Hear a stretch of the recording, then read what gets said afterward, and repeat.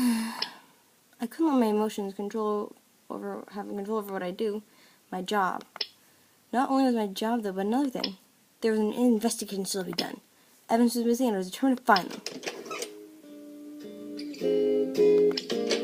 Afternoon, Aldo. Then Miss Isis. What are we doing today? Aldo paused, looking over. He seemed to be saying, I don't think I'll be needing help. But please stay out of the kitchen if you don't, so please. With that, he left through the kitchen door because I had some free time myself, trying to investigate. Well, that oven looks mighty suspicious. There's lots of it. Let me remember. Walking over to the oven in the far corner, I noticed something peculiar. There's a funny smell like benzine. It stunk horribly and was coming with the brown on the floor. Cautiously, I opened the oven door. Nothing seemed to be happening. Was this really... I jumped. Ah! A flicker of flames shot in my face. I screamed. I'm visiting the burning pain. It's really nothing hurt. Then I touched my cheek, my skin again. Nope, nothing. What the? I opened the curtain door and let crack. Flame shot again. But this time, I reached my hands out over the flame. Nope, it wasn't burning at all. The heck? Oh, wait a minute. I see now the flames are harmless. They don't have much gasoline to ignite the fire to a dangerous level. Like those Bunsen burners, the chemistry quest. Which I have a new question. How did Alan get burned so badly? Impossible she could have just died by the flames. The malfunctioning oven could have set it by themselves. Unless the killer added a catalyst of some kind. But what? Looking at Gizmo Alexander fell traceably. I head out the kitchen door. That was all I could find myself. I couldn't be alone with myself. Who knows what I would do if the murderer found me.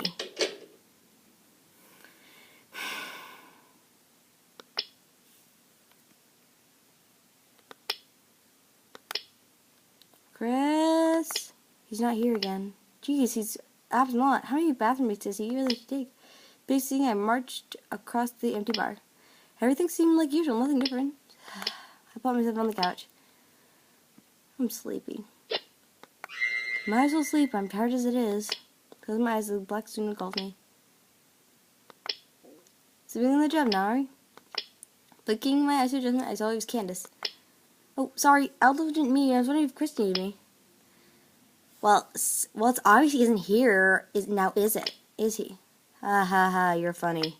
Candace looked around the room as I stood. Wait a moment, why was she here? Are you looking for Chris too, Candace? Yeah, he borrowed something of mine last week, so I'm hoping he'll give it back. Borrow? What did he want to borrow? For some reason he wanted to borrow my Caroline of... Suddenly there was a loud commotion in the dining hall. Looking down the hall, we both exchanged curious looks. What was going on? Oh, aren't we some curious women? This is all in a ruckus. Something darted under the table, too fast for me to see. Aldo's well, everyone else was ever just dodging the small thing or catching it. It's okay. It's okay. Bill, it's okay. It's okay. Don't run now. Suddenly, it dashed up right between my legs. I yelped and tripped, falling on the ground with a thud. At first, I thought it was a rat, but it was too big for one, and it was too small for a cat. Phil, Miss Isis, help us catch the little thing.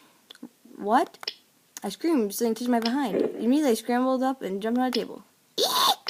Don't run so much, Aldo. You only encourage it.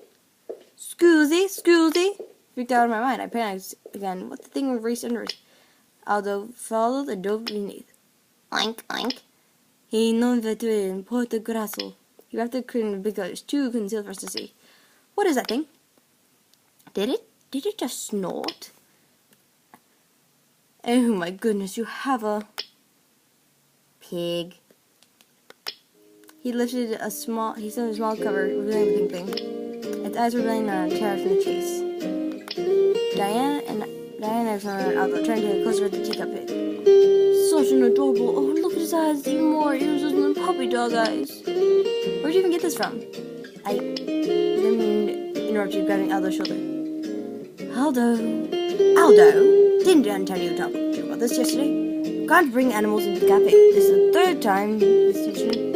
I'm very sorry. The chef lowered his head in shame. Still, I wasn't letting my curiosity go.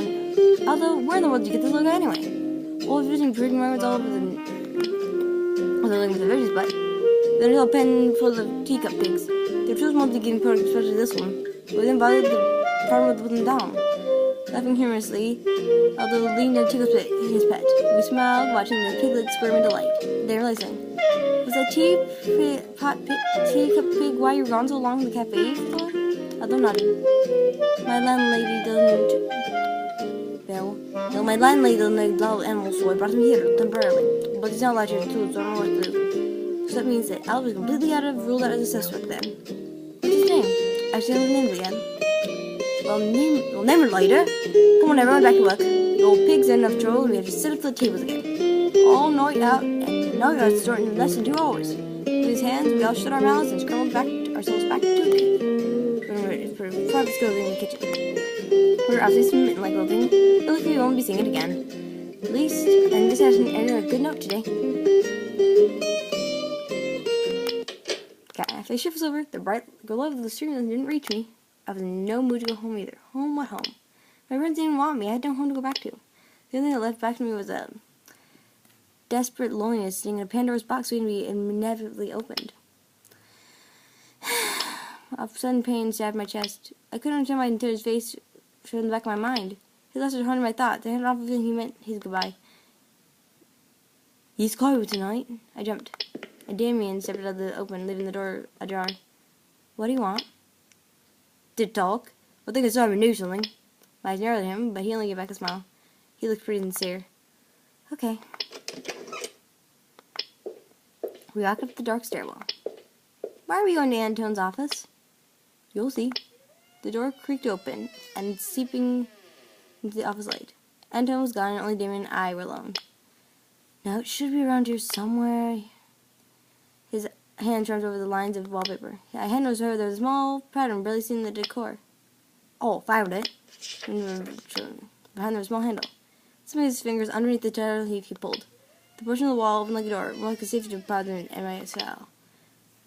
Oasis, meet Izzy.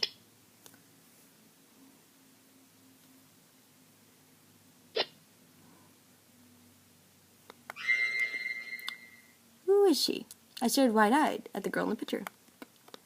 She was fitting after me when I was 13, except for one little difference, her eye color. Who is she? Damon looked down and scratched his head. He's the one with my cousin. A first-generation American like the rest of us immigrants in the 19th century. My eyes for the details of the picture. Each time I fire, I brushed over the oriental frame. Come on, let's head to the dining hall. He led me to a chair. The dining hall was completely empty. Everyone was gone for tonight. Plans had changed abruptly, and Damien had closed down early, just putting everyone in the cafe. What a waste from all that sitting after Ella's pet's accident. Here's some tea. Don't have too much of caffeine, but it'll keep you awake for a while. I shut my cup, taking a sip. It was warm and there was a small traces of sourness like raspberries. How much do you know about the old South? Huh? Weren't people down south really racist? He coughed, spattering out his tea in my face. We started wide at each other in surprise. When he started laughing, I blinked, wiping out the tea and spit off my glaring. This was not funny. Sorry. Haha, but yeah, it's true. I grew up with Anthony. As the three of us were the old gang. I watched his face carefully. There was no interest in his face. It turned into a grim frown. Damien met my eyes, returned to his usual cold tone. I'm warning you, this sword does not have a paper handle. Too much you want to really hurt. Tell me now so I can shut my mouth. He gave me a humorless look, and immediately the gravity of his words sunk in. I looked down, contemplating. Then I nodded. Please. Now, the day we first met was really something. Priceless. It was the year 1849. Cotton was booming all over Virginia. Back then, the country split during the North and South. 3 years before the Civil War of 1864, and the old South reached the money. Meanwhile, I was on my way to visit my neighbor and best friend. It was a typical boy of living. Mischievous, tomfoolery, and naive. But through my word, or then he had already climbed over the other friend of friends, beating with a long reed stick in his mouth. Who take you so long? Sorry, I had to babysit. Babysit? Aren't you a little used to be babysitting? Sorry, you are a young sibling. No, Pete turned my back. The small figure was walking behind us. I leaned out in front of the fence. Anthony? What now? I brought along my cookie. He blinked, still a point. Then he got angry. You stupid idiot! How the hell did you bring your children around our shirt? I'm sorry. Mom forced me to. My cousin just arrived a few days ago from immigration, so Mom will help me to teach her English. Sorry, your kids can't even speak English? Where the hell is she from? Jersey? I know, France. Well, it's not too bad. Me and learn to France. How old is he? 8, just about, what now? About a few, little figures, only a few months. My cousin's a girl. She stepped up from the shade. And then her Dawson entirety, she very vibrant with fancy pink ribbons. The rest of her body is in grey. A girl? You brought a girl, Danny? Great, true. Why did you bring a girl? So I had out. I really wouldn't have cared if we couldn't have joined than us, or they couldn't have configured their ass, but a girl? How you stupid would? I'll tell you, Anthony, I couldn't live in this shit. Mom and Aunt would have killed me. Why would I kill myself? He was the arm reaching. Still named her in the chair. What's her name, Lane? Used to be like him. He got over the fence to her side of the fence. And not her. Anthony reached us quite rudely. How would we be in neighbors? Really can't speak English, can you? She started staring at him in confusion. Then Anthony loosed the red. She wanted to try to speak. Anton Louis? He was scared, a little muddled. Anthony went. She speak a British thing? I have no idea. His head went down. Knowing his eyes, Anthony poked her forehead forcefully, pushing her step back. She grumbled, falling backwards. What a weird brat. Pushing back to the seeing her tune, she became a double glass.